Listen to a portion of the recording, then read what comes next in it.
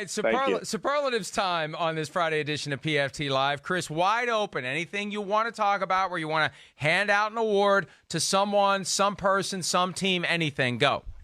Well, I mean, I'm just seeing this now. I mean, I was up till 1 a.m. I didn't read the rundown of the show. So, like, I'm not exactly Johnny Creative here, okay? So, yeah, I'm opening up the curtains here on this one. But I'm going with, how about Saxonville 2.0?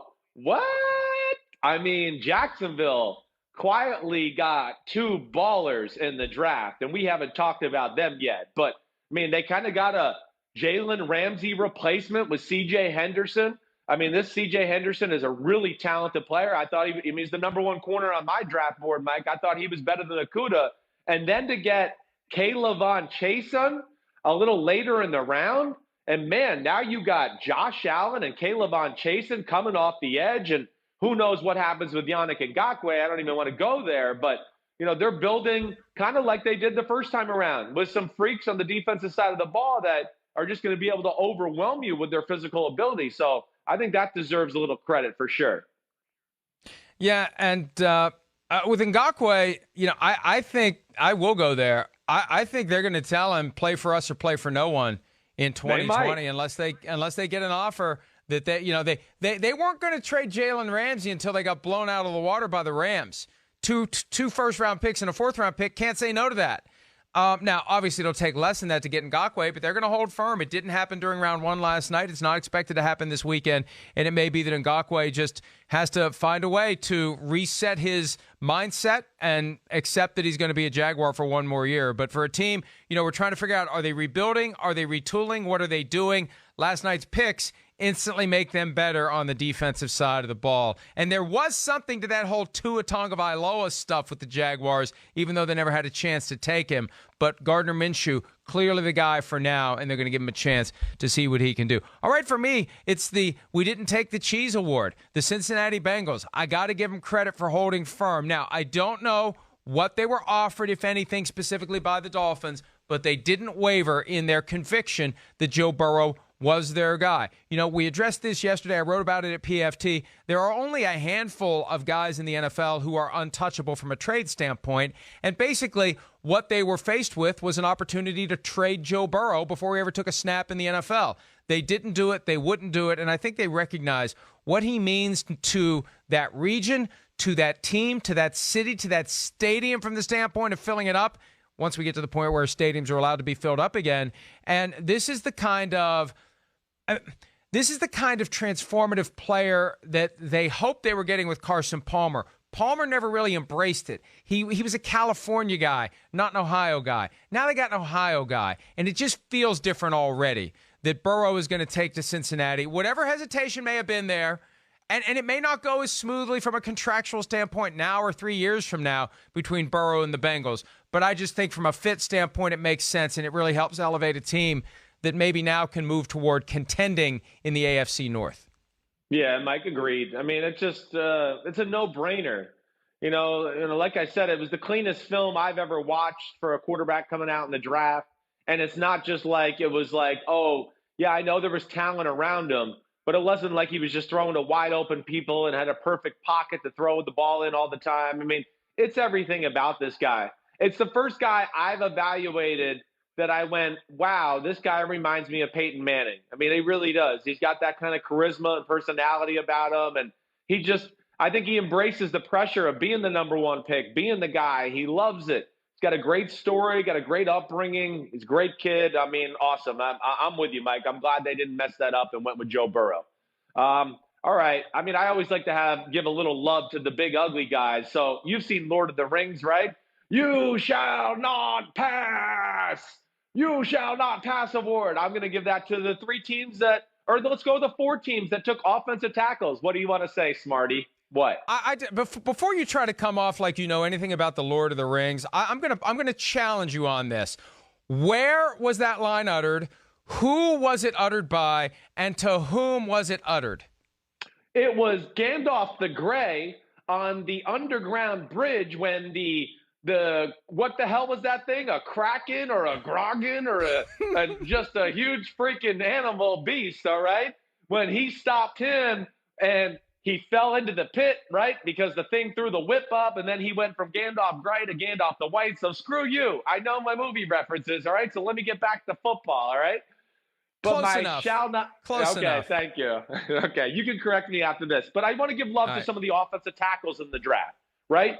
You know, it's such an important position. We often gloss it over. I hear too much of, oh, man, I don't want to take an offensive lineman in the top 10. I mean, we could trade down and probably get these. Listen, the first 3 tackles off the board, Thomas from Georgia, Wills from Bama, Mekhi Becton, they have like big time, borderline Hall of Fame type talent, in my opinion. These were franchise left tackle type players. And if you're the Giants and you want Daniel Jones and Saquon Barkley to work out and be good, you need somebody to block for him. So that was a great pick by them. You know, there's no downside to him. Jedrick Wills for the Cleveland Browns. You want Baker Mayfield and Nick Chubb and Odell Beckham Jr. to catch the ball? They need some time to throw and open up some holes in the run game. And then the same thing with the Jets. Le'Veon Bell, Sam Darnold. You know, Mekhi Becton is a freak of a human being. So, you know, I think that's gotten glossed over, let alone I know Tristan Wirfs went to the Tampa Bay Buccaneers, but I don't think he's in the class of those first 3 guys. But we just got to get over that narrative. It's too important of a position. There's too many freaky players at defensive end in the NFL, and you need freaks on your offensive line on the edge to block those type of guys. Yeah, and it was, by the way, the Bridge of Khazad-dûm in the Mines of Moria as Gandalf was trying to lead the crew out. And it was the Balrog. It was the Balrog. The Balrog. That emerged. I knew it was something like deep. that. Drums in the deep, and the Balrog emerged. And yes, Gandalf the Grey became Gandalf the White. I'm very impressed that you knew enough. You get about 60% credit for that one, so that was pretty good. Thanks a lot. All right, next one for me. I can go a lot of different directions here. This is the Early Head Scratch of the Night Award, and this goes to something that you and I have been talking about for a while.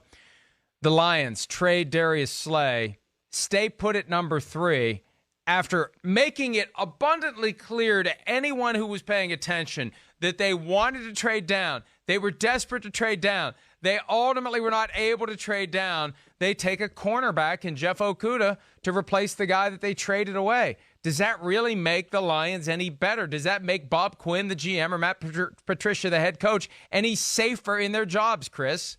Well, I do think it does. You know, Okudah is the most game-ready, ready to go, well-polished, well-schooled, really well-taught DB in the draft. He's technically sound. He played a lot of different defenses at Ohio State.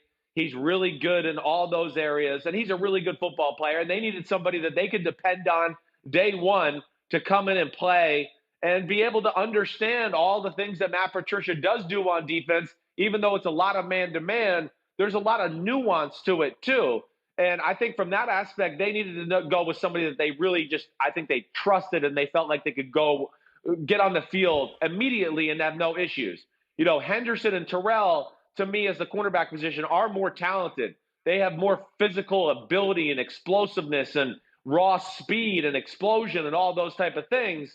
But I understand these are guys that, you know, they might not want to wait on those guys to kind of find their footing by week 6 or 7, and because they're a little more raw that way. So I get the logic here. And Mike, the big thing is with the trade down, who was anybody looking to trade up for in the top 10? That was my big thing all along. That's why I didn't think there would be a lot of trades in the top 10, because I didn't think there was the commodities this year that were going to make teams just be really like, oh man, I got to get up there and get these guys, or we're going to run out, or not going to have this available later on in the draft. So I understand it.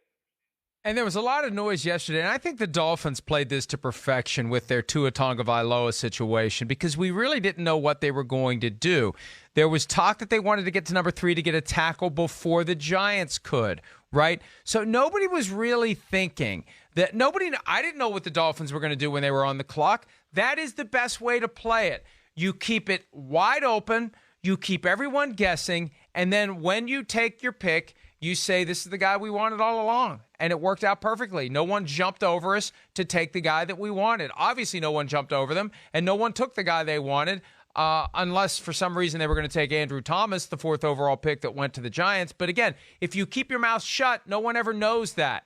You keep your mouth completely shut, and you take the guy that you take, and that's the guy that was number one on your board, and that's your story, and you're sticking to it. All right, last one for me. This is the NFL Junior Award, proving yet again that the SEC is the closest thing to an NFL minor league. 15 of 17, or 15 of 32, rather, players taken last night. 17 weren't, 15 were, all from the SEC. LSU had 5 in all, one short of the record set in 2004 by the University of Miami. Between LSU and Alabama, they could just be the straight pipeline to the NFL. And just like what Mike Mayock did last year, remember, he was just taking Alabama and Clemson guys because you figure, hey, these guys play well at those schools. They're going to be fine at the NFL level. Just take LSU and Alabama guys, take SEC guys, and you're going to be fine. Well, yeah. I mean, SEC, it's not even close. I mean, it's such the king of college football. That's where, last year we were getting close to where I was going, man, maybe we should just have 3 teams for the SEC in the college football Final Four. I know we're trying to be fair to everybody, but, ultimately, the top 2 or 3 teams in the SEC are the top 2 or 3 teams in the country. And it's almost not fair because they have to play each other, and their conference is so much more talented and has so much more depth than any of the other conferences. It's not even close. It's really not. And, I mean, you're right. The SEC is so special. But between LSU, Bama, Clemson, Ohio State, that to me, Mike, is evidence right there of why, you can't have free enterprise. You need a draft because all these kids are going to that school. Stop yes. it. Stop it. Yes. Stop it. No, Read it, no, Florio. no. And Stop you it. went 2 superlatives in a row and you cut me. You're so be wrong. quiet. I didn't go 2 in a row. What a jerk. You went Detroit and you went this one. You're a jerk. You're the guy that didn't have a plan. You're the guy that stayed up till 1 but didn't bother to look at the rundown. So shut up. Listen, don't start with this whole. No, you weren't. You admitted you didn't even look at the rundown. I came up with 2 good ones. I'm smart, Bobby Big Chest. Listen, how many college programs are there? How many college programs are there that have to fill out rosters? 200? 100. Right? Yeah. You're talking about 32 NFL franchises, and no one is going to choose to go play for a team and sit on the bench. I'm a quarterback. I want to play for the Chiefs. Oh, they have Patrick Mahomes. Oh, I'll still go play for the Chiefs and sit on the bench behind him. It will all work out with a salary cap and a structure that limits what you can pay rookies based upon how you finished the year before. It would work. Don't play that college football card on me. And, oh, by the way, college football is still immensely popular, even though it's only a handful of teams that run the sport. Yeah, I know, but it doesn't matter. I mean, I disagree with you. I don't care. Let's get back to the draft and the players. You're okay? the one that tried to take it in a different direction. All right, what do you have? You Bobby Big Chested me with 2 superlatives in a row, but go ahead. I'll give you the next 2. I want to go New Age Warren Sapp. Okay, that's what I want to do with my superlative because I think that's that could be good. That could be good, and that could be bad. We're just talking about on the field here, big guy. Just about on the field, all right? But I do look at the Carolina Panthers pick at number 7, Derrick Brown. I mean, to me, it's like this is like you could do an experiment on like the evolution of mankind. This is Warren Sapp 25 years later. I mean, this really is, or 26 years later, whatever it is. He's gotten bigger and stronger and faster. But, I mean, Derrick Brown, to me, was a top 5 talent, Mike, as we talked about. Carolina desperately needed that type of player. And his athleticism, his ability to create havoc, his ability to hold up first double teams. I mean, he is a monster of a player, and he really does. He reminded me a lot of Warren Sapp, except he's probably like 25 pounds bigger than Warren Sapp at the time. So that was, I think, a much-needed area to address for the Carolina Panthers, and I think they got like a big-time all-pro defensive tackle who's going to be a star in the NFL for a long time. And they need that. They need a cornerstone player on the defensive side of the ball now that Luke Kuechly is retired. Julius Peppers has been gone for a while. They need a guy who's going to develop into the heart and soul of their defense under Matt Rule and under the ownership of David Tepper. Hi, I'm Mike Tirico, and thanks for watching. Make sure to hit subscribe for the latest news and highlights from NBC Sports.